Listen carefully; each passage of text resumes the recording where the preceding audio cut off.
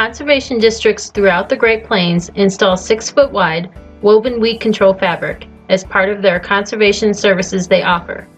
This video shows how to best use the leftover fabric rolls and generate additional income.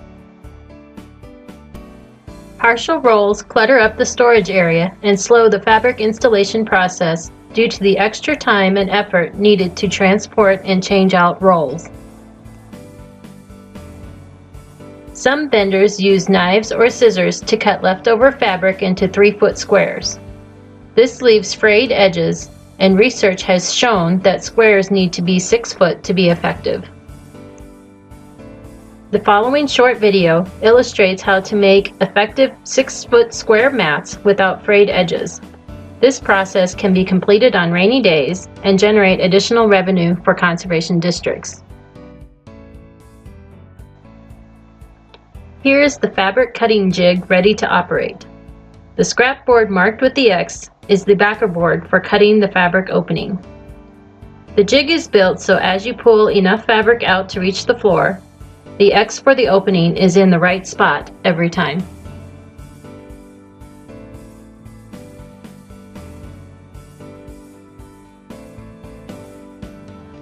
Three and a half feet of fabric is pulled through the jig until it reaches the floor. The branding iron is used to sear an X. The narrow stick clamped to the sawhorse measures a 6-foot square. The cutting guide is lowered into place and the branding iron is used to cut the fabric. When complete, you have one 6-foot square weed control mat with no frayed edges, ready for folding and sale. The jig can be made from scrap parts laying around most shops.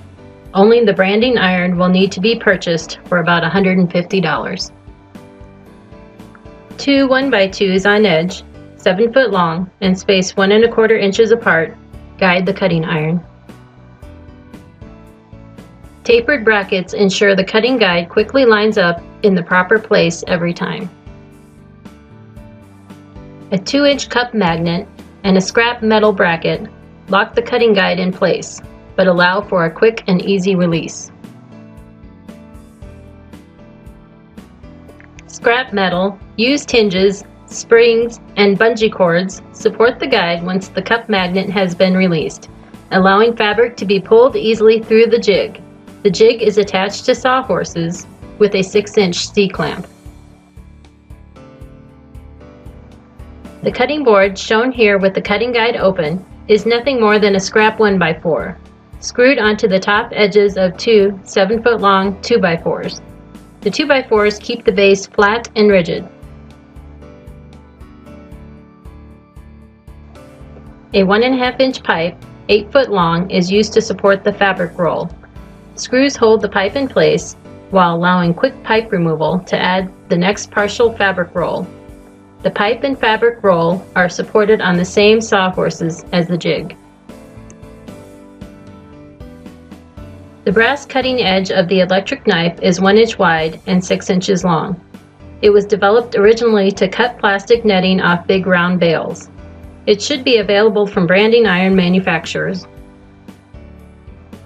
Start to finish, it takes less than a minute to make a 6-foot fabric square with a seared opening in the middle.